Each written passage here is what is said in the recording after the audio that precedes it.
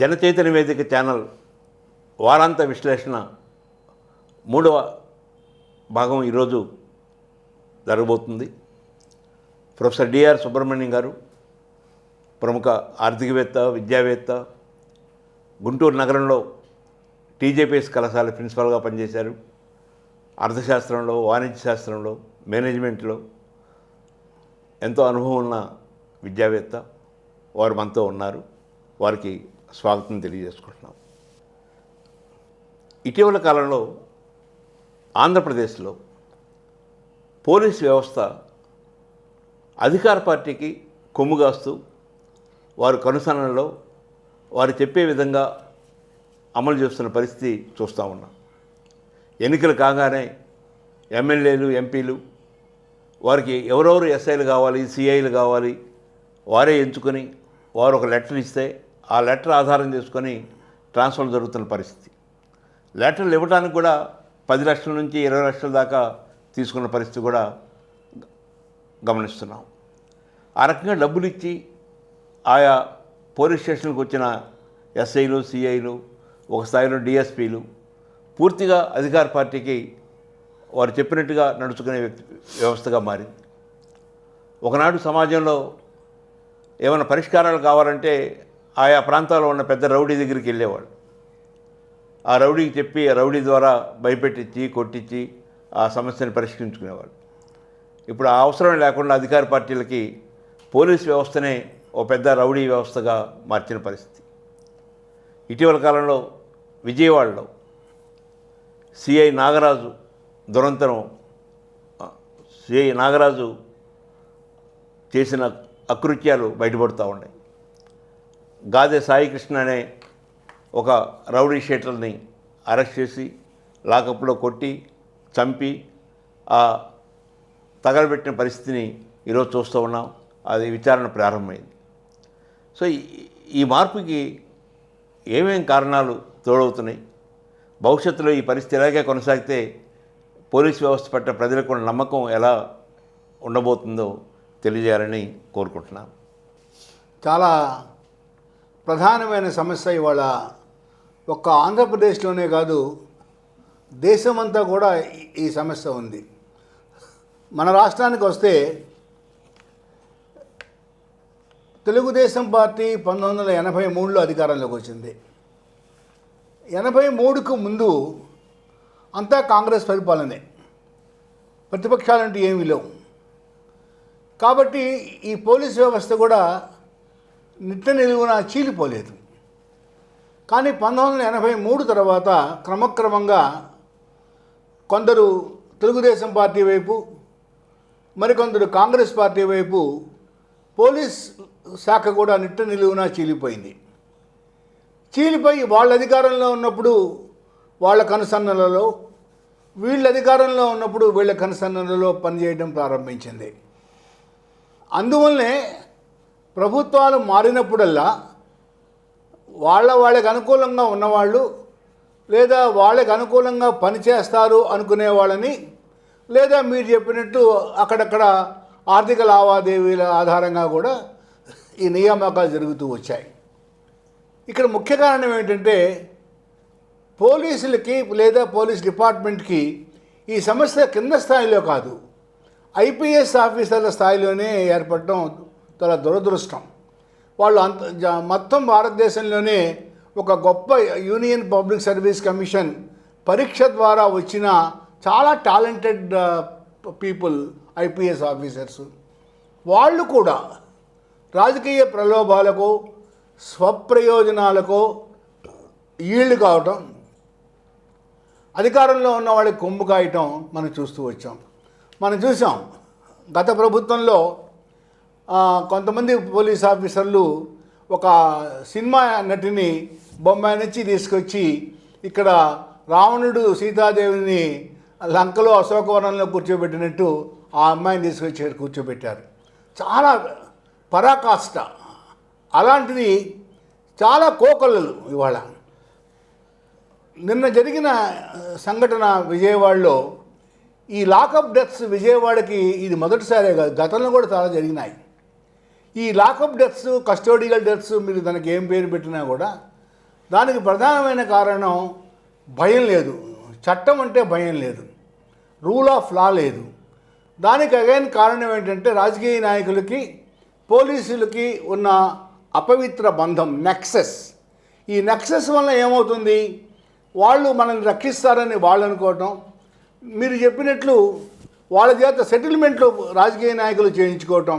ఇప్పుడు నిన్న విజయవాడలో జరిగిన సాయి కృష్ణ ఉదంతంలో కూడా ఇలాంటి సెటిల్మెంట్స్ ఏదో ఉన్నాయని కొంతమంది ఆరోపిస్తున్నారు. ఇలాగా మనం చూసాం. ఇలాంటి సంఘటన కస్టోడియల్ డెత్ మనకి తమిళనాడులో మదురైలో జరిగింది. 8 మంది పోలీసు ఉద్యోగులకి ఒకేసారి ఉరిశిక్ష విధించబడింది. బహుశా ప్రపంచంలోనే, ఒక భారతదేశంలోనే కాదు, ప్రపంచంలోనే ఇంతమంది పోలీసులకి ఒకేసారి ఉరిశిక్ష విధించబడటం జరిగి ఉంటుందని నేనైతే భావించటం లేదు. అంత ఘోరాతి ఘోరమైన ఆ ఉదంతం తమిళనాడులో చూసాం. అక్కడ కూడా ఆ ఒక లేడీ కానిస్టేబుల్ సాక్ష్యం ఇవ్వటం వల్ల ఈ మొత్తం కూడా బయటికి రావడం జరిగింది. మరలా మన ఆంధ్రప్రదేశ్కి వస్తే, ఈ ఆంధ్రప్రదేశ్లో ఈ మధ్యకాలంలో జరిగిన ఈ ఉదంతం చాలా అన్యాయమైన ఉదంతం. ఇవాళ ఏమైపోయిందంటే సోషల్ మీడియా వచ్చిన తర్వాత ఆ పార్టీకి సంబంధించిన వాళ్ళు, లేదా ఆ కులం అంటే వ్యతిరేకత ఉన్నవాళ్ళు, ఆ మతం అంటే వ్యతిరేకత ఉన్నవాళ్ళు, ఎవరైతే నిందితుడిగా ఉన్నాడో వాడి మీద పెద్ద బ్రాండ్. ఉదాహరణకి ఇప్పుడు ఈ సాయి కృష్ణ మీద అతను పెద్ద కరడుగట్టిన నేరస్తుడనో, లేకపోతే ఎంతోమందిని చంపాడనో సోషల్ మీడియాలో ఒక పెద్ద ప్రచారం. ఉదాహరణకి ఈ సాయి కృష్ణ మీద పోక్సో కేసు కూడా ఉన్నది అని చెప్పి మాట్లాడుతున్నారు. ఇదే పోక్సో కేసు బండి భగీరథ బాబు మీద తెలంగాణలో జరిగితే అతన్ని ఎంత గౌరవంగా భయంగా తీసుకొచ్చి ఆయన వస్తానంటే జైలుకి తీసుకెళ్లారు.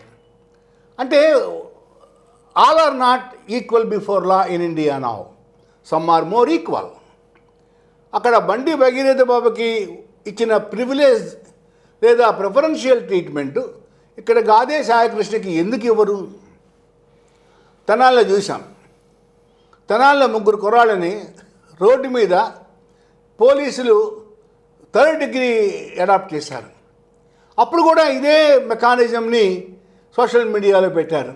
వాళ్ళు గంజాయి బ్యాచ్ అని, నేరస్తులని, పోలీసులు కొట్టారని, ఉన్నవి లేనివి అన్నీ కూడా సోషల్ మీడియాలో వైరల్ చేసేశారు. ఇక్కడ అసలు నేరస్తుల్ని కానీ, ఇలాగ అనుమానంగా ఉన్న వాళ్ళని కానీ కొట్టి చంపి వాళ్ళ చేత నేరాన్ని ఒప్పించే అధికారం పోలీసులకు ఉన్నదా లేదా?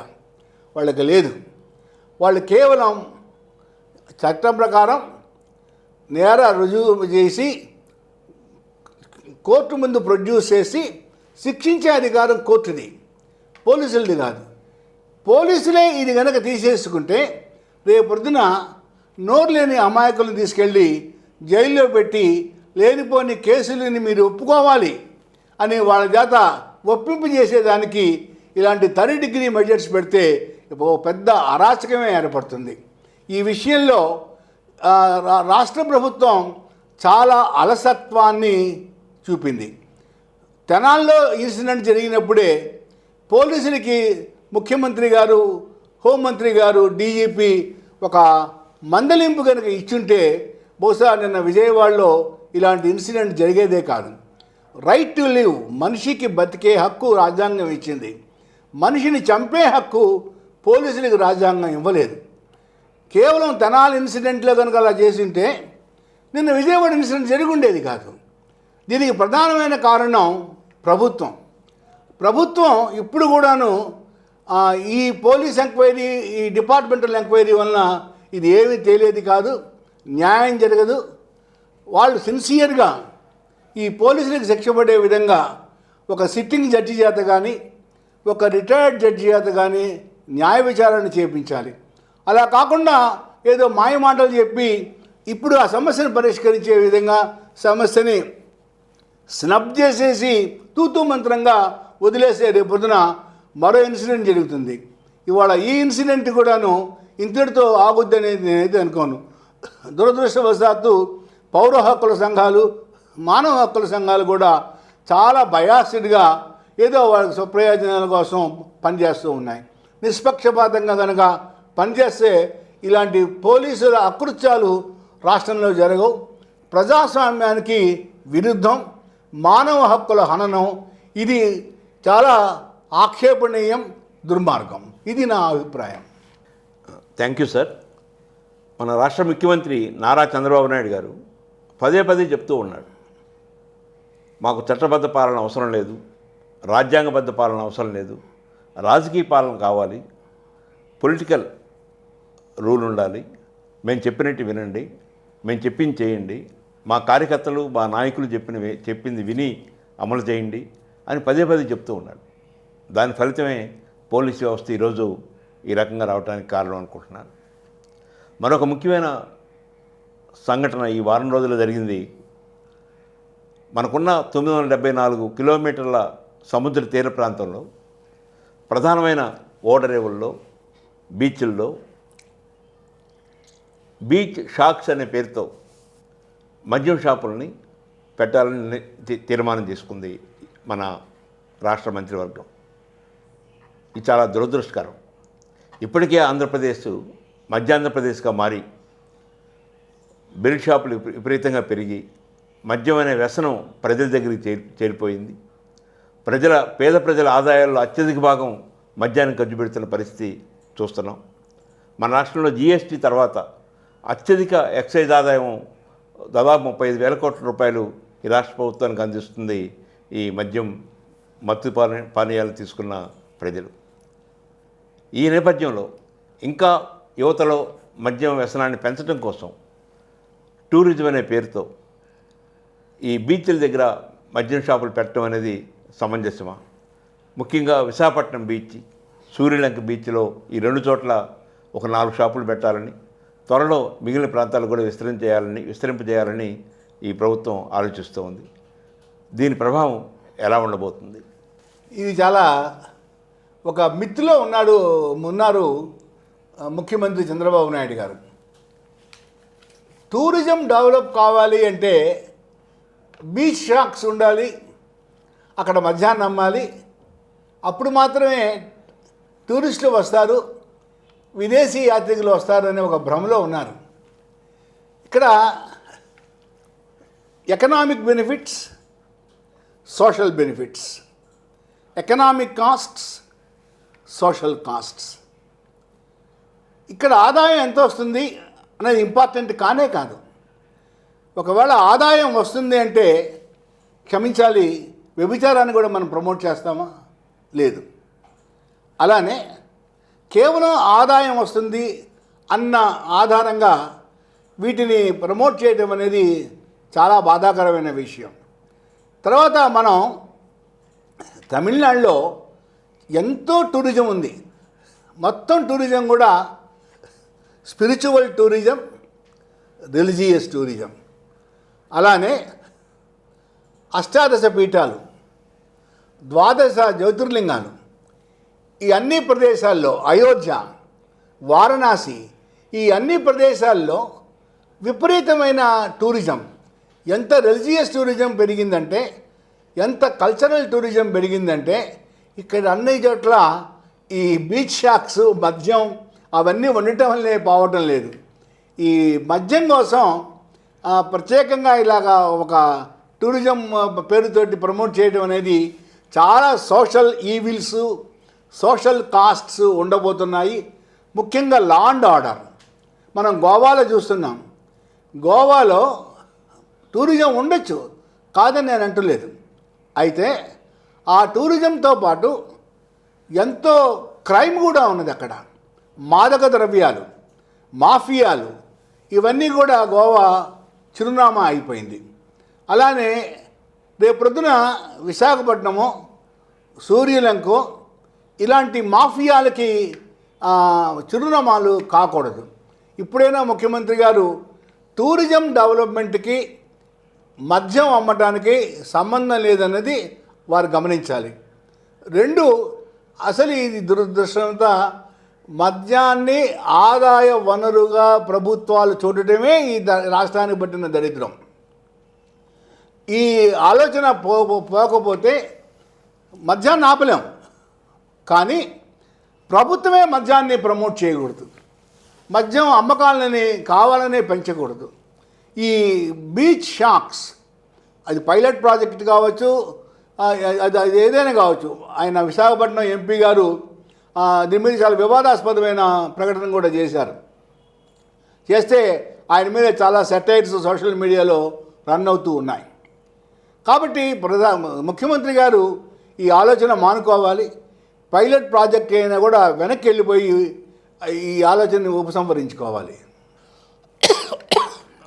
Thank you sir. Visakhapatnam MP Bharat గారు యువత అందరికీ అలవాటైపోయింది, అందువలన మనం అక్కడ బీచ్ షాక్ పెట్టడం ద్వారా వచ్చే నష్టం పెద్దగా ఉండదు, ఎక్కడో తాగే బదులు అక్కడ కూర్చొని తాగుతారు, చాలా ఆహ్లాదకరంగా అని చెప్పారు.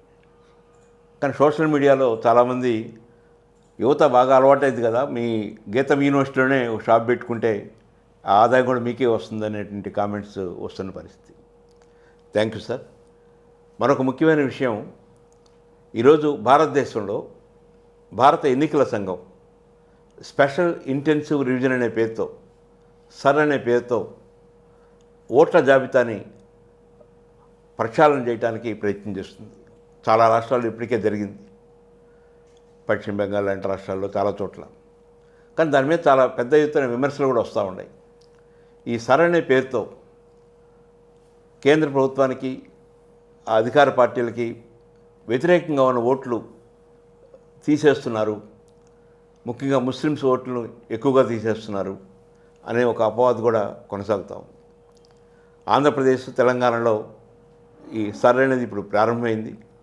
ఇక్కడున్న ఓటర్లు, రాజకీయ పార్టీలు, అభ్యర్థులు ఎలా ఈ సర్ విజయవంతం అవటానికి, నిజమైన ఓటర్లు ఓటుకు కోల్పోకుండా ఉండటానికి ఏం జాగ్రత్తలు తీసుకుంటే బాగుంటుందో తెలియజేయాలి. దేశంలో ప్రజాస్వామ్యాన్ని పరీక్షిస్తున్న వ్యవహారాల్లో ఒకటి ఈ సర్, స్పెషల్ ఇంటెన్సివ్ రివిజన్. ఇది చాలా తెలివిగా ప్రభుత్వం ఎలక్షన్ కమిషన్ చేత అమలుపరుస్తుంది. చాలా రాష్ట్రాల్లో అధికారంలో ఉన్న భారతీయ జనతా పార్టీకి వ్యతిరేకంగా ఉండే ఓట్లు, ప్రధానంగా మైనారిటీ ఓట్లు, అలానే స్థానికంగా ఎక్కడెక్కడైతే వాళ్ళకి వ్యతిరేకంగా ఉంటున్నారో ఆ ఓట్లని కింది స్థాయిలో నాయకుల సహాయంతో తొలగిస్తున్నారు అనేది పెద్ద ఆరోపణ. ఈ ఆరోపణ దురదృష్టం ఏంటంటే సుప్రీంకోర్టు కూడా దీన్ని ఒక లాజికల్ ఎండ్కి తీసుకుని వెళ్ళి ప్రక్షాళన చేయటంలా. మనం బెంగాల్లో చూసాం, కొంతమంది మా ఓట్లు పోయినాయి అని వాళ్ళే వెళ్ళారు, వెళ్ళినా కూడా దాని మీద సుప్రీంకోర్టు ఎలాంటి సీరియస్ నిర్ణయాన్ని ప్రకటించకపోవటం చాలా బాధాకరం.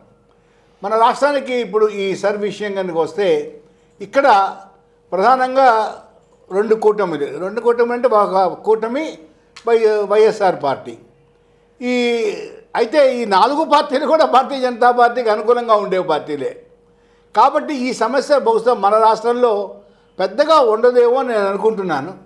కానీ ఓటరు ఎవరి ఓటుని వారు పరిరక్షించుకోవాల్సిన అవసరం అయితే వచ్చింది. ఒకప్పుడు మీరు ఓటుకి ఎన్రోల్ కాండి, నమోదు కాండి అని ప్రజా సంఘాలు లేదా రాజకీయ పార్టీలు, ప్రభుత్వం బతిలాడేవి. ఇప్పుడు పరిస్థితి రివర్స్ అయింది. ప్రతి పౌరుడు కూడా తనకు ఓటు హక్కు ఉంటుందో పోతుందో అని కంగారు పడిపోతున్నాడు. కాబట్టి ఇప్పుడు ముఖ్యంగా రాజకీయ పార్టీలు బ్లాక్ లెవెల్లో ప్రతి ఇంటికి బిఎల్ఓలు వాళ్ళు వెళ్ళి అందరి ఓట్లని నమోదు చేస్తున్నారా లేదా అనే పర్యవేక్షణ చేయవలసి ఉన్నది. మనం పౌరులుగా మన ఓటు నమోదైందా లేదా అని చూసుకొనవలసిన బాధ్యత కూడా మనకే ఉంది. అంతా అయిపోయిన తర్వాత ఓట్లు తీసేసారే మనం గగ్గోలు పెట్టినా కూడా ప్రయోజనం ఉండదు. కాబట్టి పౌర సంఘాలు కానివ్వండి, రాజకీయ పార్టీలు కానివ్వండి, ఈ ఇంటెన్సివ్ రివిజన్కి కావాల్సిన సమాచారాన్ని అంతా ఒక పనిగా పెట్టుకొని దాన్ని సిద్ధం చేసుకొని ప్రతి పౌరుడు కూడా తన ఓటుని నమోదు చేసుకోవాలి. ఇంకా ఎలక్షన్ కమిషన్ అంటూ దానికి ప్రత్యేకమైన సిబ్బంది అంటూ ఏ ఉండదు. రెవెన్యూ డిపార్ట్మెంటు లేదా స్థానికంగా ఉన్న ప్రభుత్వ ఉద్యోగులే ఈ రివిజన్ చేయడం కానివ్వండి, ఓట్లను నమోదు చేయడం కానీ చేస్తారు. కాబట్టి వాళ్ళతోటి మనం ర్యాపోర్ట్ ఎస్టాబ్లిష్ చేసుకొని ఎవరి ఓటు ప్రతి పౌరుడు కూడా తన ఓటు పరిరక్షించుకోవాల్సిన అవసరం ఏర్పడింది. తద్వారా ప్రజాస్వామ్యాన్ని పరిరక్షించుకోవాల్సిన అవసరం ఏర్పడింది. Thank you sir. ఈరోజు ఆంధ్రప్రదేశ్ ప్రతి మంగళవారం రిజర్వ్ బ్యాంక్ దగ్గరికి వెళ్ళి 3,000 కోట్లు, 4,000 కోట్లు, 5,000 కోట్లు అప్పు చేస్తే తప్పితే పరిపాలన చేయలేని స్థితికి వచ్చేసింది. దాదాపు 1,50,000 రూపాయలు తలసరి అప్పు ఈ రాష్ట్ర ప్రజల మీద కొనసాగుతూ ఉంది. ఈ రాష్ట్రం యొక్క స్థూల జిఎస్డిపి అంటాం, రాష్ట్ర స్థూల ఉత్పత్తి విలువ సుమారు 18 లక్షల కోట్లుంటే 14 లక్షల కోట్ల రూపాయలు అప్పులు కొనసాగుతున్న పరిస్థితి. గత 2 సంవత్సరాల కాలంలోనే 3.6 లక్షల కోట్ల రూపాయలు అప్పులు చేసిన స్థితి ఉంది. ఈ రాష్ట్రం యొక్క ఆదాయం, రాష్ట్ర స్థాయిలో వచ్చే ఆదాయం, ఈ రాష్ట్రంలో ఉద్యోగుల వేతనాలు, ఉద్యోగుల పెన్షన్లు, వృద్ధాప్య పెన్షన్లు ఈ మూటికి మాత్రమే సరిపోయే పరిస్థితి ఉన్నది. ఇది కాకుండా ప్రతి నెల 4,000 కోట్ల రూపాయలు గతంలో చేసిన అప్పులపై వడ్డీలు చెల్లించడానికి ఖర్చు పెట్టాల్సిన పరిస్థితి. ఈ నేపథ్యంలో ఈ రుణభారం నుంచి ఆంధ్రప్రదేశ్ ఎలా బయటపడగలదు, ఏం చర్యలు తీసుకుంటే మంచిది, ఈ చేస్తున్న అప్పు కూడా ఉత్పాదక రంగానికి ఖర్చు పెట్టకుండా అనుత్పాదక రంగాలకి ఈవెంట్స్ ఏర్పాటు చేయడానికి రకరకాల యోగాంధ్ర అనే పేరుతోనూ విభిన్న కారణాలు ప్రతి నెల ఏదో ఒక ఈవెంట్ చేయటం, దానికి 500 కోట్లు, 600 కోట్లు, 1000 కోట్లు ఖర్చు పెట్టడం ఇలా కొనసాగుతూ ఉంది. తీసుకున్న అప్పు తిరిగి ప్రతిఫలాన్ని అందించే అప్పు తీసుకుంటే ఆ ప్రతిఫలం ద్వారా అప్పు తీరుతుంది, వడ్డీలు తీరుతాయి, రాష్ట్రం ముందుకు పోవడానికి అవకాశం ఉంది. కానీ అనుత్పాదక వ్యయం గణనీయంగా పెరుగుతూ ఉందనేది ఒక ఆర్థికవేత్తల అభిప్రాయం. దీనిపై మీ స్పందన తెలియజేయండి. వాస్తవానికి ఈ అంశం మీద మనం గత 2 విశ్లేషణల్లో కూడా చర్చించుకోవడం జరిగింది. ఇప్పుడు ఏ ప్రభుత్వం కూడా వెనక్కి పోగలిగిన స్థితిలో లేదు. వేసేటప్పుడు వేప చెట్టు, తీయాలంటే అమ్మూరు. ఏ సంక్షేమ పథకాన్ని ఆపాలన్నా కూడా ప్రజల నుంచి పెద్ద ఎత్తున నిరసన వస్తుంది. కాబట్టి సంక్షేమ పథకాలని ఆపే పరిస్థితి ఇవాళ ఏ రాజకీయ పార్టీ అధికారంలో ఉన్నా కూడా లేదు. అయితే ఇక్కడ ఇంకొకటి కూడా మీరు ఆలోచించాలి. మీరు ఉత్పాదక, అనుత్పాదక అనే 2 పాయింట్స్ని మాట్లాడుతున్నారు. ఏది ఉత్పాదకత, ఏది అనుత్పాదకత? ఉదాహరణకి ఇప్పుడు తల్లికి వందనం 18,000 రూపాయలు ఒక్కొక్క బిడ్డకి ఇస్తున్నారు. దీన్ని మనం ఉత్పాదకత అనాలా, అనుత్పాదకత వ్యయం అనాలా? నేనైతే ఏమంటానంటే ఇది లాంగ్ టర్మ్ హ్యూమన్ ఇన్వెస్ట్మెంట్, దీర్ఘకాలిక మానవ పెట్టుబడి. ఇవాళ విద్యార్థులు బాగా చదువుకుంటే, విద్యార్థులకు అన్నం పెడితే, విద్యార్థులకు బ్రేక్ఫాస్ట్ పెడితే, వాళ్ళు న్యూట్రిషియస్ ఫుడ్ తీసుకుంటే మంచి శక్తి పరిపుష్టి కలిగిన పౌరులు సమాజానికి ఏర్పడి ఒక పెద్ద హ్యూమన్ ఇన్వెస్ట్మెంట్గా అది మారే అవకాశం ఉందని నేనైతే భావిస్తాను. అయితే ఈ సంక్షేమ పథకాల్లో అనుత్పాదకంగా లేదా అనవసరమైనవి లేవంటే ఉన్నాయి. వాటిని ప్రభుత్వాలు ఆపగలిగిన స్థితిలో లేవు. నాకైతే ఏమనిపిస్తుందంటే ఇప్పుడు ఈ పరిస్థితుల నుంచి బయటపడాలి అంటే ప్రభుత్వం, ఆయన చంద్రబాబు నాయుడు గారు నేను సంపద సృష్టిస్తాను అని అంటున్నారు, కానీ అది కేవలం ఒక స్లోగన్గా ఉపయోగపడుతుంది. కానీ సంపద సృష్టించాలంటే ఆయనకు 5 ఏళ్ళు కాదు 20 ఏళ్ళు ఇచ్చినా కూడా ఆయన చేయలేరు, అది అసాధ్యం. ఇవాళ 14 లక్షల రూపాయలు, 14 లక్షల కోట్లు, 15 లక్షల కోట్లు ఇన్వెస్ట్మెంట్లు వచ్చినాయి, సంతకాలు అయినాయి అని చెప్తున్నారు. వీటన్నిటినీ ట్రాన్స్లేట్ చేసి పెట్టుబడులని గ్రౌండ్ చేస్తే చాలా గొప్ప సహాయం ఆయన రాష్ట్రానికి చేసినట్లు. అయితే ఈ సమస్యకి పరిష్కారం ఏంటి? ఉన్న అప్పులు తీర్చాలన్నా, అదనంగా అప్పులు చేయకుండా ఉండాలి అన్నా కూడా నాకు వస్తున్న సొల్యూషన్ ఒకటే, monetization of the public assets. అంటే ఏంటంటే ప్రభుత్వ ఆస్తులు రాష్ట్రంలో ఎక్కడెక్కడైతే ఉన్నాయో ఐడెంటిఫై చేసి అవి వెంటనే మనకి ఉపయోగకరంగా లేకపోతే వాటిని అమ్మేయటం వల్ల ఒక వేల కోట్ల రూపాయలు, లక్షల కోట్ల రూపాయలు రాష్ట్రానికి ఆదాయం లేదా రాబడి వచ్చే అవకాశం ఉంటుంది. దాంతో ఉన్న అప్పులు తీర్చుకోవడం, మరలా అప్పులు చేయకుండా ప్రభుత్వాన్ని కొనసాగించడం. ఈ మానిటైజేషన్ ఆఫ్ అసెట్స్ కేంద్ర ప్రభుత్వం ఇంప్లిమెంట్ చేసింది. ఒక స్టేజ్లో రాష్ట్ర ప్రభుత్వాలకు కూడా మీరు దీన్ని అమలు చేయండి అని నిర్మలా సీతారామన్ గారు ఫైనాన్స్ మినిస్టర్గా కూడా ఉత్తరాలు రాశారు. పెద్ద చర్చ జరిగింది. ఆస్తులన్నీ అమ్మేస్తే రేపు పొద్దున ప్రభుత్వానికి ఎట్లాగో అని. మరి వాస్తవం అబ్బా కావాలి బొబ్బా కావాలి అంటే సాధ్యం కాదు. నిరాడంబరంగా సంక్షేమ పథకాలు లేకుండా కేవలం మరీ ముఖ్యమైన సంక్షేమ పథకాలు అంటే వృద్ధాప్య పింఛన్లు, మరి సమాజం వాళ్ళని పోషించా తప్పదు. అలానే ఇప్పుడు తల్లికి వందనం లాంటి కార్యక్రమం, అది చాలా చక్కటి ప్రోగ్రాం అది. మరి అలాంటి వాటిని మనం తీసేయలేం. దుబారా ఖర్చులు ప్రభుత్వాలు ఆలోచించుకోవాలి. మనం చూస్తూ ఉంటాం, ముఖ్యమంత్రి గారు ప్రధానమంత్రి గారు వస్తే ఇంత పెద్ద పూలగుచ్చం ఇస్తారు. ఆ పూలగుచ్చం కనీసం 3,000 రూపాయలు 4,000 రూపాయలు ఖర్చు రాస్తారు. ఆ కేవలం ఆయన పుచ్చుకోగానే పక్కన పెట్టేస్తారు. ఇలాంటి పుష్పగుచ్చాల మీద బహుశా 100 కోట్లు రాష్ట్ర ప్రభుత్వాలు ఖర్చు పెడుతూ ఉన్నాయి, కేంద్ర ప్రభుత్వం కూడా ఖర్చు పెడుతూనే ఉంది. అలానే భోజనాలు మనం ఎక్కడ చదివాం, తెలంగాణ గవర్నమెంట్లో 10 ఏళ్లలో కేసీఆర్ గారు 1000 కోట్లు ఖర్చు పెట్టారు భోజనాల మీద అని చెప్పేసి మనం చూస్తూ ఉంటాం. ఒక్కొక్క బాటిల్ 130 రూపాయలు 140 రూపాయలు వాటర్ బాటిల్స్. అంత బాటిల్స్ అవసరమా? వాళ్ళు మంత్రులుగా ఎమ్మెల్యేలుగా లేనప్పుడు, ఖాళీగా ఉన్నప్పుడు అంత పెద్ద డబ్బులు ఖర్చు పెట్టి మంచినీళ్ళు తాగుతున్నారా? అంటే ఈ నిరాడంబరత రావాలి. మనం మంత్రులు కాగానే ఎమ్మెల్యేలు కాగానే ఆడంబరంగా వృధాగా డబ్బు ఖర్చు పెట్టడం ఇవన్నీ కూడా పోవాలి.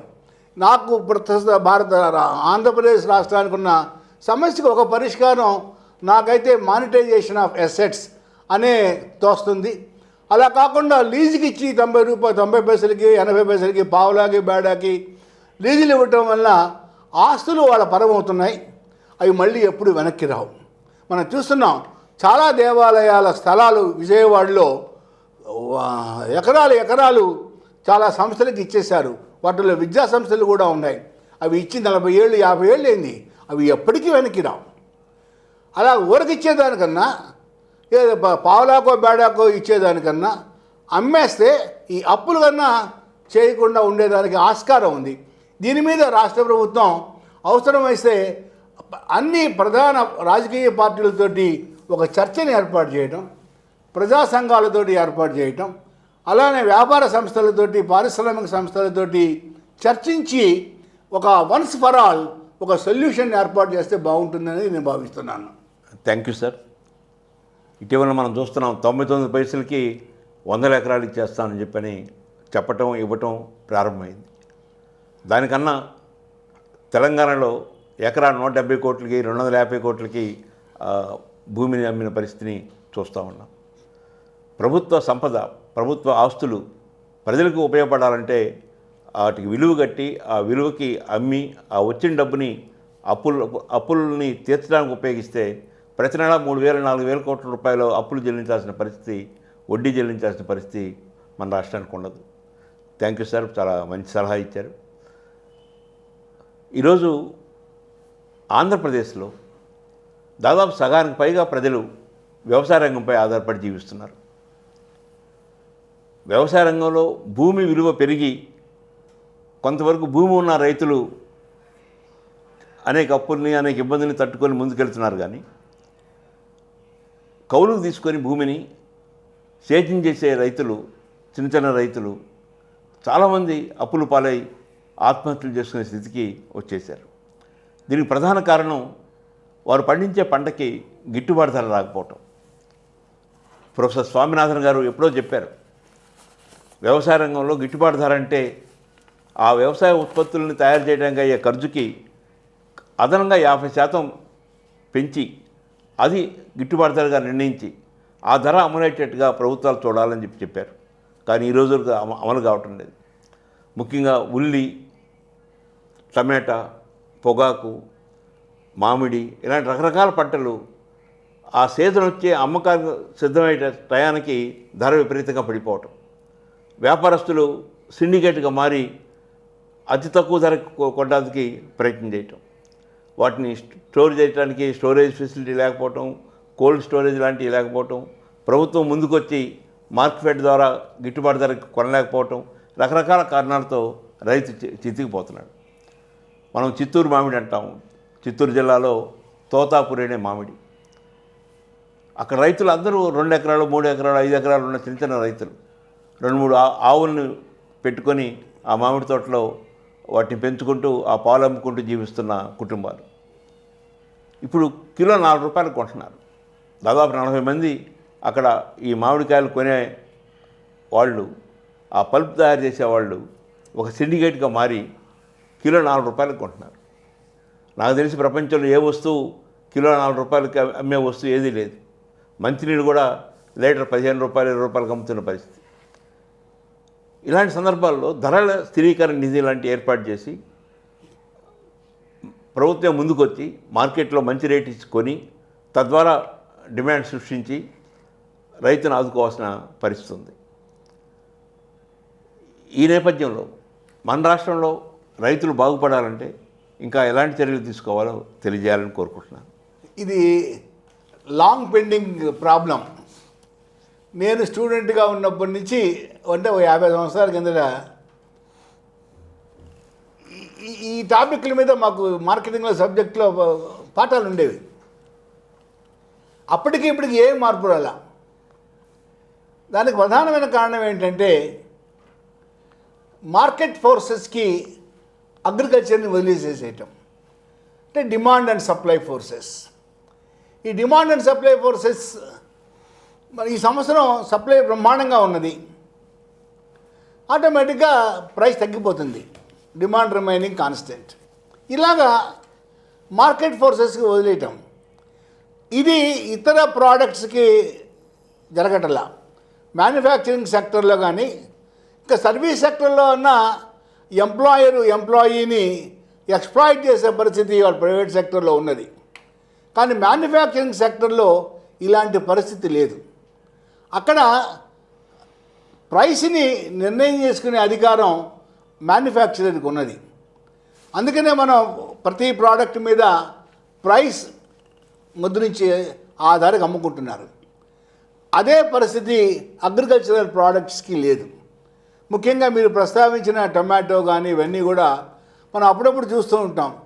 పాపం ఆ టొమాటో పంటను తీసుకొచ్చి అమ్ముడు పోక అక్కడే రోడ్డు మీద పారపోసి లారీలతో తెక్కించిన సంఘటనలు మనం చాలా చూసాం అప్పుడప్పుడు. అలాంటి దురదృష్టకరమైన బాధాకరమైన పరిణామాలు చూస్తూ ఉన్నాం. దీనికి ముఖ్యంగా వ్యవసాయదారుల్లో ఒక ఆలోచన రావాలి.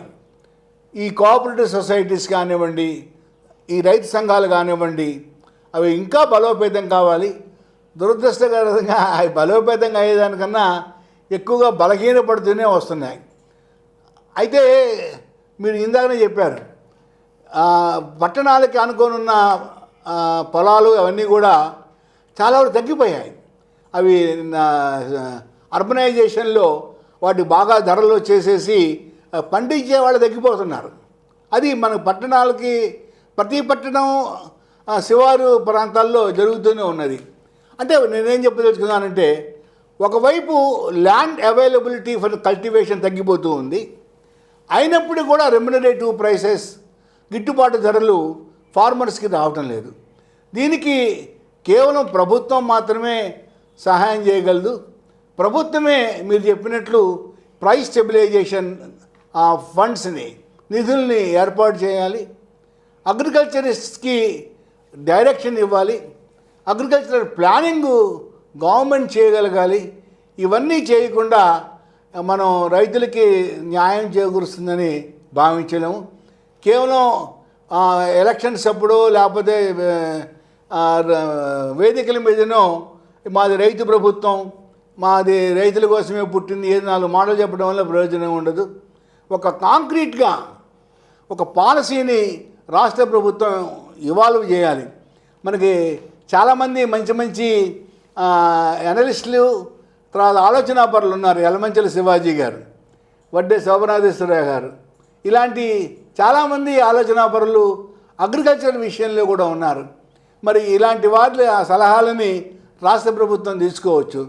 మన్మోహన్ సింగ్ గారు ఫైనాన్స్ మినిస్టర్గా ఉన్నప్పుడు, ప్రధానమంత్రిగా ఉన్నప్పుడు బడ్జెట్ తయారు చేసే ముందు యలమంచిలి శివాజీ గారు లాంటి వాళ్ళని పిలిపించుకొని డిస్కస్ చేసేవారు. ఇవాళ చంద్రబాబు నాయుడు గారు కానీ, ఇంతకుముందు జగన్మోహన్ రెడ్డి గారు కానీ అలాగా పిలిపించుకొని నిష్ణాతులతోటి చర్చించిన సందర్భాలను అయితే మనం చూడటం లేదు. అలాగా వీళ్ళందరూ సలహాలు తీసుకొని ముఖ్యంగా ఈ టొమాటో, పొగాకు వీటి విషయంలో ఇంప్రూవ్మెంట్స్ చేస్తే బాగుంటుందని నేను భావిస్తున్నాను. Thank you sir. ఒకనాడు భారతదేశంలో ప్రతి రాజకీయ పార్టీకి ఒక నిర్దిష్టమైన లక్ష్యాలు, గమ్యాలు, భావనలు, సిద్ధాంతాలు ఇవన్నీ కొనసాగేవి. వాటికి అనుగుణంగా ఉన్న వాళ్ళే ఆయా పార్టీల్లో కొనసాగుతూ ఉండేవాళ్ళు. ఆ సైద్ధాంతిక వైవిధ్యం అనేది రాను రాను తగ్గిపోతూ ఈరోజు ఎవరు ఏ పార్టీలో ఎప్పుడు ఉంటారో తెలియని పరిస్థితి ఉత్పన్నమవుతోంది. మన బెంగాల్లో మమతా నాయకత్వంలో ఉన్న టీఎంసీ నుంచి ఒక గ్రూప్ బయటికి రావటం, లేక అన్నాడీఎంకే నుంచి ఒక గ్రూప్ బయటికి రావటం, మన జరిగిన రాజ్యసభ ఎన్నికల్లో కర్ణాటకలో, రాజస్థాన్లో అనేక మంది తిరుగుబాటు చేసి వేరే అభ్యర్థులకు ఓటేయటం, ఇవన్నీ మనం గమనిస్తూ ఉన్నాం. ఎందుకని ఈ పరిణామాలు సంభవిస్తున్నాయి? భవిష్యత్తులో ఇలాంటి వాటికి స్వస్తి పలికే అవకాశం ఉందా? ఘోరాతి ఘోరమైన రాజకీయ పరిస్థితి భారతదేశంలో ఇవాళ. ఆయన నరేంద్ర మోడీ గారు 2024 లోకసభ ఎన్నికల ముందు 400 సీట్ల కన్నా మాకు ఎక్కువ వస్తాయి, ఎక్కువ రావాలి, ఎక్కువ ఇవ్వాలి అనే స్లోగన్ తోటి బయలుదేరారు. అయితే 2019-24 ఆయన పాలనా తీరుపైన ప్రజలు ఇచ్చిన తీర్పుల్లో వాళ్ళకి బొట్టాబట్టి కేవలం 275 సీట్లు మాత్రమే ఎన్డీఏకి ఇవ్వడం జరిగింది. అందులో 240 సీట్లు భారతీయ జనతా పార్టీవి, తెలుగుదేశం పార్టీవి 16, జేడీయూ 12, షిండే శివసేన 7, అంత మొత్తం 275, 280 దగ్గర ఆగిపోయింది. అంటే మెజారిటీ వచ్చింది, సింపుల్ మెజారిటీ అయితే వచ్చింది. కానీ వాళ్ళకి సింపుల్ మెజారిటీ సరిపోవట్లా. ముఖ్యంగా మన డీలిమిటేషన్ బిల్, అది మహిళా రిజర్వేషన్ బిల్ అనే కోటింగ్ ఇచ్చి ప్రజల్ని మిస్లీడ్ చేసి అక్కడ లోక్సభలో పెట్టడం, అది బీగిపోవడం మనందరికీ తెలిసిన విషయమే. రాజకీయాల్లో పట్టు విడుపులు ఉంటాయి, కానీ నరేంద్ర మోడీ, అమిత్ షా ఈ ద్వయం వీరికి పట్టు విడుపులు అనే ప్రసక్తే లేదు. వాళ్ళ డిక్షనరీలో ఈ మాటే లేదు. వాళ్ళు విడిచినట్లు కనిపిస్తారు కానీ విడవరు. ఆ పట్టును అలానే పట్టుకొని కూర్చుంటారు. వాళ్ళకి ఇప్పుడు 400 సీట్లు కావాలి, లేదా 2/3 మెజారిటీ రావాలి. ఎందుకు ఈ 2/3 మెజారిటీ వాళ్ళకి? ఈ 2/3 మెజారిటీ వచ్చేదానికే ఇప్పుడు అన్ని రాష్ట్రాల్లో ఎక్కడెక్కడైతే ప్రతిపక్ష పార్టీలు, ప్రాంతీయ పార్టీలు ఉన్నాయో వాటన్నిటినీ కూడా అసలు రూత్లెస్గా కొట్టేస్తున్నారు. చివరికి సమాజ్వాదీ పార్టీ లాంటి స్ట్రాంగ్ పార్టీలో కూడా చీలికలు తెచ్చేయడానికి ప్రయత్నం చేస్తున్నారు. అలానే శరద్ పవార్ గారి ఎన్సీపీలో కూడా చీలికలు తెచ్చే ప్రయత్నం చేస్తున్నారు. నిన్నటిదాకా టీఎంసీ ఎంపీలుగా ఉన్నవాళ్ళు ఘోరాతి ఘోరమైన పాలనను అందించారు అని వాళ్ళకి వ్యతిరేకంగా క్యాన్వాస్ చేసి వాళ్ళ మీద గెలిచి ఇవాళ అందులో నుంచి 20 మంది ఎంపీలని చీల్చి ఎవరికి తెలియని ఒక చిన్న అడ్రస్సే లేని పార్టీలో మర్చి చేసి ఆ 20 మందిని వాళ్ళ ఖాతాలో వేసుకున్నారు. అలానే ఇప్పుడు మళ్ళా ఉద్ధవ్ థాకరే శివసేన దాంట్లో కూడా చీలికని తీసుకొచ్చి వాళ్ళని కలుపుకోవడానికి ట్రై చేస్తున్నారు. సరే వాళ్ళ రాజ్యసభలో సాధ్యమైంది కానీ లోక్సభలో సాధ్యం కాలేదు. ఇలా అన్ని పార్టీలు, సమాజ్వాదీ పార్టీ, ఎన్సీపీ, ఉద్ధవ్ థాకరే శివసేన, ఈ అన్ని పార్టీలను కూడా చీల్చి వాళ్ళు మెజారిటీని సాధించాలని ప్రయత్నం చేస్తున్నారు. ఇది ఎంత ఘోరంగా తయారైపోయిందంటే ఈ 2/3 ఇది సుప్రీంకోర్టు కూడా దీని మీద కామెంట్ చేసింది. 2/3 అంటే లెజిస్లేచర్లోనో లేకపోతే పార్లమెంట్లోనో ఉన్న మెంబర్స్లో 2/3 కాదు, మొత్తం పార్టీలో 2/3. దీన్ని మిస్ఇంటర్ప్రిట్ చేసి ఆ స్పీకరు లేదా రాజ్యసభ చైర్మను, ఇక్కడ లెజిస్లేటివ్ కౌన్సిల్ చైర్మను వాళ్ళ సహకారంతో దాన్ని దుర్వినియోగం చేస్తున్నారు. ఆ 2/3 అనే దాన్ని దుర్వినియోగం చేస్తున్నారని సుప్రీంకోర్టే కామెంట్ చేసింది. ఇవాళ కేంద్ర ప్రభుత్వం, భారతీయ జనతా పార్టీ అధికారంలో ఉండి అందరినీ కూడా భయపెట్టేస్తున్నారు. భయపెట్టడానికి కారణం ఏంటి? వాళ్ళ దగ్గర పంచభూతాలు ఉన్నాయి. మనం భూమి, ఆకాశం, నీరు, వీటిని పంచభూతాలు అంటాం. ఈ భూతాలు వేరు. భారతీయ జనతా పార్టీ చేతిలో ఉన్న పంచభూతాలు ఏమిటంటే CBI, ED, income tax, election commission, national investigating agency NIA. ఈ పంచభూతాల సహాయంతో నాయకుల్ని భయాందోళనకు గురి చేసి, లేదా అక్కడక్కడ సంజయ్ రౌత్ మహారాష్ట్రలో ఓపెన్గానే చెప్పాడు 15 కోట్లు 20 కోట్ల రూపాయలు ఆఫర్ చేస్తున్నారు అని. ఇవాళ సమాజ్వాదీ పార్టీ సభ్యులు కూడా 10 కోట్లు 15 కోట్లు ఆఫర్ చేస్తున్నారని పేపర్లలో వస్తూ ఉన్నాయి. నిజం కావచ్చు, నిజం కాకపోవచ్చు. నిజం అవటానికి ఎక్కువ అవకాశాలు ఉన్నాయి. మనం జార్ఖండ్లో చూసాం, నత్వాని, పరిమళ్ నత్వాని బ్రహ్మాండంగా గెలిచేశాడు. ఆయనకు ఓట్లు లేవు, ఏమీ లేవు, ఇండిపెండెంట్ క్యాండిడేట్ గెలిచేశాడు.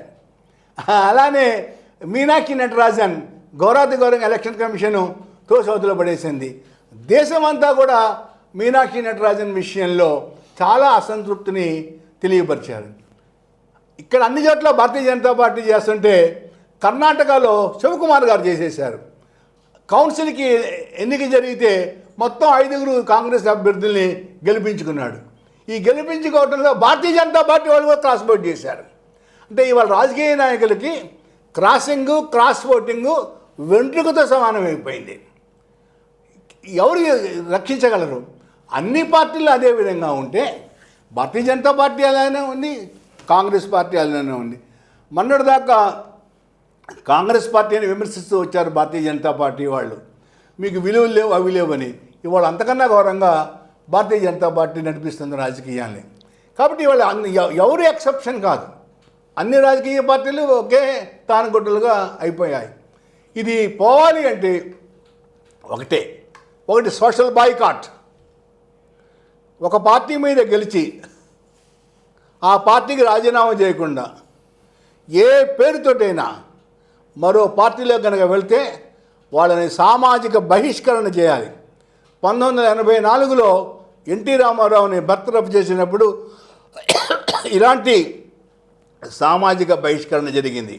ఆ సామాజిక బహిష్కరణకి భయపడి చాలామంది ఎమ్మెల్యేలు మళ్ళా ఎన్టీ రామారావు గారి పార్టీలోకి వెళ్ళి ప్రజాస్వామ్యాన్ని రక్షించారు. వాళ్ళ భారతదేశంలో ఇప్పుడు కాక్రోచ్ పార్టీ అని ఏదో ఒకటి హడావుడి నడుస్తుంది. అలాంటి ప్రెషర్ గ్రూప్స్ భారతదేశంలో ఏర్పడి ఒక పార్టీ టికెట్ మీద గెలిచి మరో పార్టీలోకి వెళ్ళాలంటే రాజీనామా చేయకుండా వెళ్ళకూడదు. ఈ ఒత్తిడిని సామాజికంగా ప్రెషర్ గ్రూప్స్ తీసుకురావాలి. 2, ఈ ప్రెషర్ గ్రూప్స్ ప్రభుత్వం మీద ఒత్తిడి తీసుకురావాలి. ఎందుకు తీసుకురావాలి? ఒక పార్టీలో నుంచి ఇంకో పార్టీలోకి పోవాలన్నా రాజీనామా చేయకుండా వెళ్ళకూడదు. వెంకయ్య నాయుడు గారు చాలాసార్లు చెప్పారు, కానీ ఎప్పుడు ఆయన తీర్మానం పాస్ చేయించలే. దురదృష్టవశాత్తు రాజ్యసభలో ఆయన ఎప్పుడు కూడా ఇలాంటి తీర్మానాన్ని ప్రతిపాదించలేరు. ఆయన అలాంటి సుదీర్ఘ రాజకీయ అనుభవం ఉన్నవాళ్ళు రాజ్యసభలో కనుక అలాంటి ప్రతిపాదన చేస్తుంటే చాలా బాగుండేది. కానీ ఆయన చేయలేదు. ఇవాళ ప్రెషర్ గ్రూప్స్ దేశమంతా కూడా దీనికోసం ఉద్యమించాలి. కాక్రోచ్ పార్టీ లాంటి పార్టీలు, ప్రెషర్ గ్రూప్స్, జన చైతన్య వేదిక లాంటి ప్రజా సంఘాలు దీనికోసం పోరాడాలి. పార్టీ రాజీనామా చేయకుండా మరో పార్టీలోకి 2/3 లేదు, 1/3 లేదు, 4/5 లేదు, ఏమి లేదు. నువ్వు పార్టీలోకి వెళ్ళాలంటే రాజీనామా చేయాల్సిందే. అది వెంటబడితే కానీ ఈ దేశంలో ప్రజాస్వామ్యం నిలబడదు. Thank you sir. చివరిగా రేపు 21వ తేదీ అంతర్జాతీయ యోగా దినోత్సవం. ఆంధ్రప్రదేశ్ ప్రభుత్వం కూడా అన్ని జిల్లాల్లో చాలా గొప్పగా చేయడానికి నిర్ణయించుకుంది. ఇప్పటికే 10 కోట్ల రూపాయలు విడుదల చేసింది. కానీ దురదృష్టవశాత్తు ఆ ఫంక్షన్కి రాష్ట్రం యొక్క ముఖ్య అతిథిగా బాబా రామ్దేవ్ గారిని ఆహ్వానించడం జరిగింది. రామ్దేవ్ ఈ దేశంలో సుప్రీంకోర్టు చేత అక్షింతలు వేయించుకొని క్షమాపణ చెప్పి భవిష్యత్తులో ఇంకెప్పుడు ఇలాంటి ప్రకటనలు ఇవ్వనని చెప్పిన వ్యక్తి.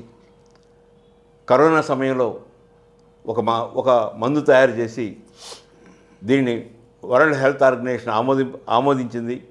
దీనివల్లనే కరోనా పూర్తిగా నయమవుతుంది, అల్లోపతి మందులు వాడద్దు అని ప్రకటన చేసిన వ్యక్తి. అలాంటి వ్యక్తిని యోగా దినోత్సవం రోజు ఒక ప్రధాన ముఖ్యమైన అతిథిగా ఆహ్వానించటం రాష్ట్ర ప్రభుత్వానికి తగునా? చాలా మంచి అంశాన్ని పికప్ చేశారు. రామ్దేవ్ బాబా ఆయన ఒక యోగా గురువుగా సమాజానికి పరిచయం అయిపోయి దాన్ని ఆధారంగా పతంజలి గ్రూప్కి ప్రమోటర్గా మారి ఆ పతంజలి గ్రూప్ యొక్క ఆయుర్వేదిక్ ప్రోడక్ట్స్ని ఇది మన సనాతన ధర్మంలో భాగం అన్నట్లుగా ప్రొజెక్ట్ చేసి విపరీత 30-35 వేల కోట్ల రూపాయల టర్నోవర్ అంటున్నారు. మరి అంత పెద్ద సంస్థగా పతంజలిని తీర్చిదిద్దుకున్నారు, తప్పులేదు, అది వ్యాపారం చేసుకోవచ్చు. కానీ ఇక్కడ వ్యాపారానికి మతాన్నో ఏదో ఇంకొక విశ్వాసాన్నో లింక్ చేయటం అనేది చాలా తప్పు. రెండు, రామ్దేవ్ బాబా, పతంజలి గ్రూప్, బాలకృష్ణ వీళ్ళ చేత అపాలజీ సుప్రీంకోర్టు చెప్పించింది. ఏదో చిన్న నోటిఫికేషన్ ఇస్తే మీరు అడ్వర్టైజ్మెంట్ ఇచ్చినప్పుడు చాలా పెద్దది ఇచ్చారు, ఈ చిన్నది ఇస్తే సరిపోతుందా అని చెప్పి కూడా దేశమంతా కూడా ఆ నోటిఫికేషన్ని, క్లారిఫికేషన్ని, అపాలజీని చాలా పెద్ద ప్రకటనలుగా సుప్రీంకోర్టు దగ్గర ఉండి చేయించింది. అంటే ఇదంతా ఎందుకు చెప్తున్నానంటే ఒక అనెథికల్ బిజినెస్ ప్రాక్టీస్, అనైతిక వ్యాపార దృక్పథాన్ని, అలాంటి సాంప్రదాయాలని ఎస్టాబ్లిష్ చేసిన ఒక పతంజలి గ్రూప్. మనం మాట్లాడతాం, ఒక నేరస్తుని చీఫ్ గెస్ట్గా పిలవం, లేదా సమాజంలో చెడ్డపేరు తెచ్చుకునే వాడిని చీఫ్ గెస్ట్గా పిలవం. అలాంటిది సుప్రీంకోర్టు చేత ఓపెన్గా అపాలజీ చెప్పాలనే కండిషన్ పెట్టించుకున్న రామ్దేవ్ బాబాని, బాలకృష్ణ గారిని రేపు ప్రోగ్రాంకి ముఖ్య అతిథిగా పిలవడం, ప్రధాన అతిథులుగా పిలవడం అనేది చంద్రబాబు నాయుడు గారు చేయకుండా ఉండింటే బాగుండేది. ఆయన గొప్ప యోగా స్పెషలిస్టే కావచ్చు, ఆయన వస్తేనే యోగా జరుగుతుందా? లేదు కదా. పతంజలి రామ్దేవ్ బాబా గారు పుట్టక ముందు కూడా ప్రపంచంలో, భారతదేశంలో యోగా ఉన్నది. ఆయనకన్నా పెద్ద వయసులో ఉన్న వాళ్ళు కూడా ఆయన పుట్టక ముందు నుంచి కూడా భారతదేశంలో యోగా చేస్తున్నారు. ఆయన యోగాను తీసుకురాల, యోగాను ఆయన ఉపయోగించుకున్నాడు, ఆయన వ్యాపారానికి ఉపయోగించుకున్నాడు, సెల్ఫ్ ప్రమోషన్కి ఉపయోగించుకున్నాడు. అలాంటి రామ్దేవ్ బాబాని గెస్ట్గా పిలిచి ఒక రాంగ్ సిగ్నల్ చంద్రబాబు నాయుడు గారు రాష్ట్రానికి పంపించారు అని అనిపిస్తోంది. నాకు ఇంకొక మాట కూడా అనిపిస్తోంది, ఆయన 4వసారి ముఖ్యమంత్రి అయిన తర్వాత ఈ హిందుత్వ పాలిటిక్స్లోకి డ్రిఫ్ట్ అయిపోతున్నారేమో అనిపిస్తుంది. ఈ డ్రిఫ్ట్ అవడానికి ప్రధాన కారణం మోడీ గారంటే భయం కావచ్చు, లేదా మోడీ గారిని ఇంప్రెస్ చేయడానికో ప్లీజ్ చేయడానికో కావచ్చు. కానీ మోడీ గారు అంత తేలిగ్గా ఇంప్రెస్ అయ్యే వ్యక్తి కాదు, అంత తేలిగ్గా ప్లీజ్ అయ్యే వ్యక్తి కాదు. ఆయన లెక్కలు ఏ రోజుకి ఆ రోజే ఉంటాయి, ఎప్పటికీ అప్పటికే ఉంటాయి.